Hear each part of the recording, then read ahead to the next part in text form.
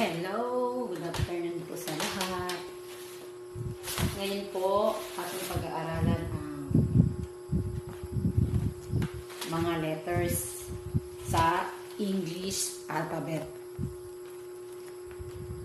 Ang letter A po, letter A, meron po yung tatlong sounds. Merong A or apple, or A, airplane, alien, at saka O na sound, O, or otter. Ang spelling niya ay letter A, pero ang iyahang tunog ay, or sounds niya ay letter O, or tunog niya ay O, otter.